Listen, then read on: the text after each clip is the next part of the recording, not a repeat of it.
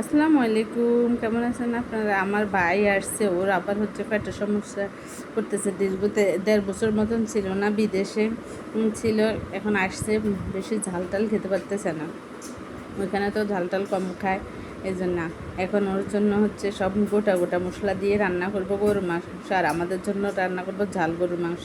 এখানে আমি আদা আর রসুন, পেঁয়াজ, কাঁচামরিচ, গরম মশলা সব দিয়ে দিয়েছি। এখনও দিয়ে দেবো হচ্ছে জিরা গুঁড়া আর তেল দিয়ে দিব, দিয়ে হচ্ছে একটু লবণ দিয়ে দিস, হলুদ হলুদ মরিচ ব্যবহার করুন, জিরা গুঁড়া ধনিয়া গুঁড়া দিয়ে একটু নাড়াচাড়া করে দিই। আর ওখানে হচ্ছে জাল জাল গরুর মাংস রান্না করতেছি।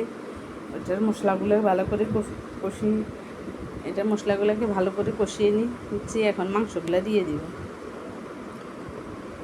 আজকে রাত্রের খাওয়া আমাদের এগুলোই।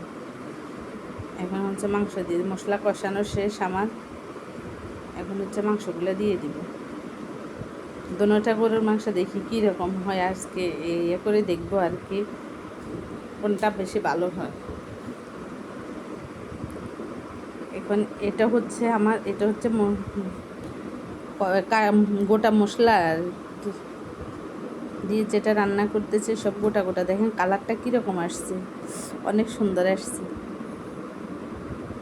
সব গোটা গোটা মশলা। আর এটা হচ্ছে ঝাল ঝাল গরুর মাংস। এটা হচ্ছে আলু দিয়ে রান্না করতেছি। আলু না দিলে তো আমাদের ঘরে হয় না। আমিও মানে মাংস কম খেলেও আলুটা বেশি খাই, আলু আমার অনেক পছন্দ। দেখেন আমার রান্না শেষ। এটা হচ্ছে কম মশলার সাদা মাংস। আমি কিন্তু এখানে হলুদ ব্যবহার করি না, এখানে দিছি হচ্ছে জিরা, ভাজা জিরার গুঁড়া দিছি আমি, এই জন্য কালারটা এরকম আসছে। আর এটা হচ্ছে আমার জাল জাল গরুর মাংস। কমেন্টস করে জানাবেন কোনটা কীরকম, কোনটা দেখতে বেশি ভালো লাগতেছে। আর এখানে হচ্ছে পোলাও রান্না করলাম। আজকে রান্না এখানে। ইনশাআল্লাহ। আসসালামু আলাইকুম।